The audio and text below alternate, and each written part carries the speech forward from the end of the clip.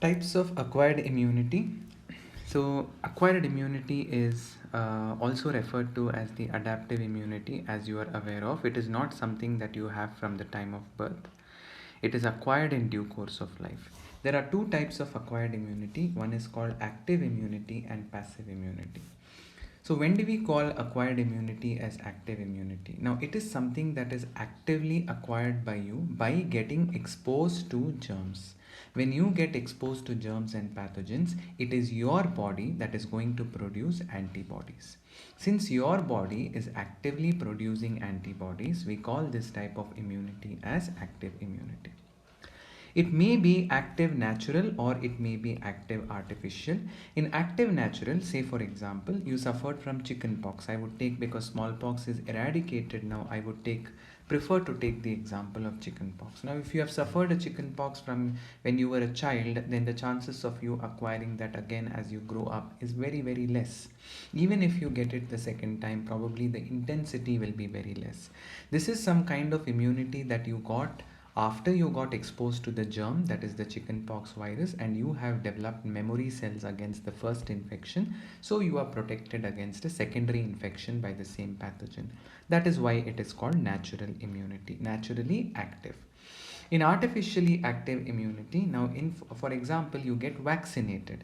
Like for example, you take a vaccine against tuberculosis, that is called BCG vaccine. So what vaccine does is, vaccine also ultimately triggers your immune system to generate antibodies. So as long as you are producing antibodies, it is active.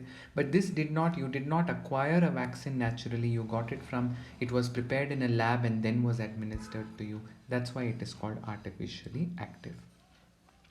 Similarly, imagine that you did not make antibodies at all, but you got a ready-made dose of antibodies from some external source. Then it is called passive, because your body is not generating antibodies against the foreign pathogen or the foreign agent. So, for example, a mother passes on antibodies which are present in her breast milk onto her newborn child. This is called naturally passive. So, the child is getting a ready made dose of antibodies from the mother through the breast milk.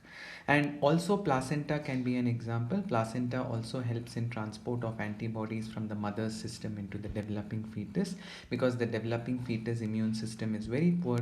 So, to offer some protection against germs in case there are any infections, naturally passive immunity comes into picture.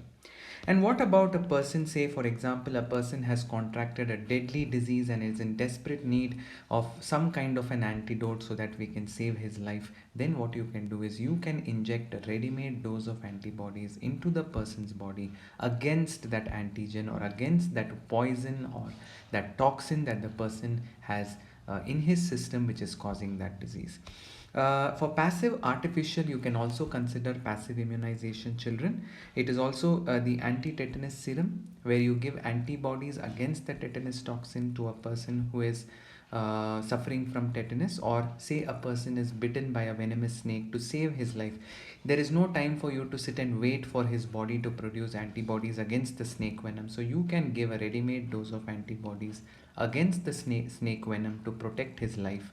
That is called anti venom. So this is called artificial and passive immunity.